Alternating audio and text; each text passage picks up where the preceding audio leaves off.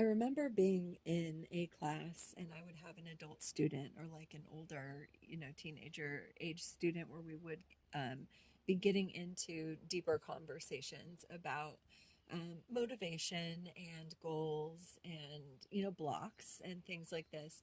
And even though we were in a course studying for, say, a business meeting or interviews or an IELTS test or something like that, the conversation always turned to something motivational, inspirational. It was always about the deeper light going on with this other person. That's just where our conversations automatically flowed to in my classes. And that's how it is to this day. My students leave inspired. They leave excited about their life again. They leave with a fresh breath of air. They leave refocused and ready to go. And that's what started all of this. And that was years ago. And I just thought, this is my calling. As these students come in and we're learning and we're having ESL courses, they're leaving motivated, and that's giving me life. Um, and and I thought I can present this. I have an avenue. And, it just never dawned on me that I can go straight to the courses where we're talking about life and where you're headed and, where, what's next? What do you do next? Okay, I create my own reality. Now what? Now what? Okay, great. So I still got fucking bills to pay. You know what I mean? And so people, this isn't taught in school. People don't know. It's inside you, but you just need reminding.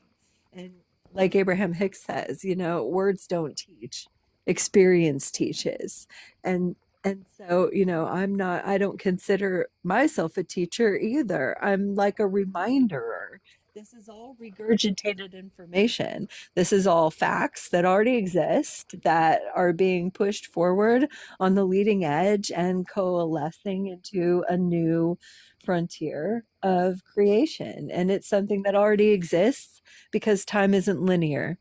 And as we all come forward and embrace our gifts and shake off the fear of sharing them, we walk into our future, which is on the leading edge, which is our history that doesn't even exist yet, which is whoa.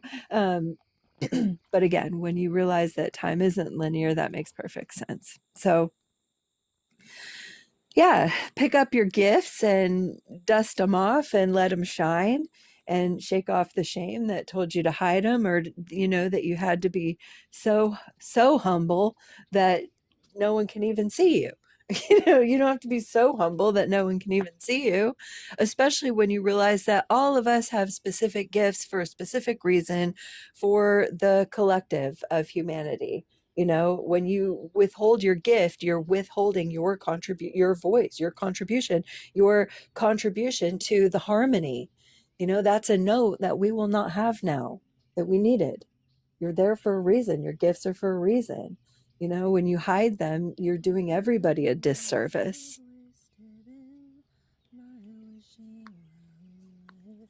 That's it.